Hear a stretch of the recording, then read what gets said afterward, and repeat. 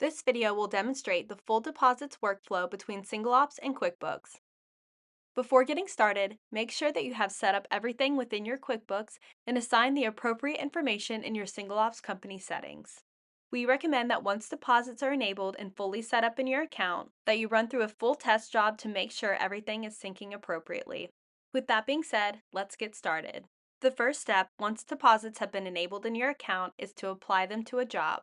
You can do this at any stage of the proposals. You can edit an existing job or create a new one. For this example, we will edit this proposal. When you scroll down on the job edit page, you'll see a deposit option that you can enable.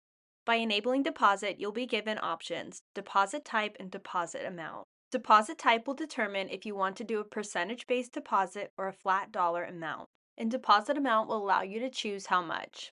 In this example, we have chosen a deposit of 10%. If we change deposit type to flat amount, it would change the deposit amount to a $10 deposit. Once the deposit has been enabled, your customer will see it on their proposal. If you have credit card processing set up in your account, your customer will be prompted to pay the required deposit amount by credit card after they accept. Of course, users can also manually mark deposits as paid as well. Now that this job has been accepted, we can see it on the active jobs page.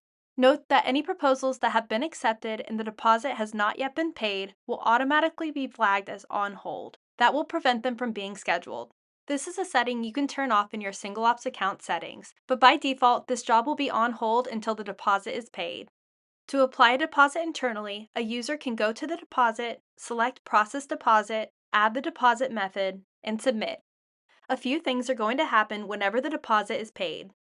Whether it be internally by your user or your customer via credit card on the portal, first is that the job will be taken off of hold and we will have a deposit paid flag here. One other thing to note is that once the deposit is enabled, you can add deposit-specific columns to your view. Here you can view the required deposit, yes or no, or an unpaid deposit amount. In QuickBooks, whenever that deposit is paid, a receipt will sync over to the customer's account. So if we go over to our QuickBooks account, view the customers and view the customer account, we will see that the sales receipt for the full deposit amount here. One thing to note as well is that just because the deposit has been paid does not automatically deduct the deposit amount from your invoice total. That will have to happen by applying the deposit to the invoice. So looking at our invoice as it stands now, we can see that the total balance is $1,000, but we do have a deposit paid. In SingleOps, there are two ways to apply a deposit to an invoice. First, from the Payments tab. From here, select Apply Deposit. And again, by applying deposit, that means that $100 will be deducted from the overall invoice balance. The alternative method would be to do it on Job Complete. After clicking Complete, if the deposit has not already been applied, it will be whenever we complete the job. So we will go ahead and complete the job. And by doing that, the deposit will deduct from the invoice total.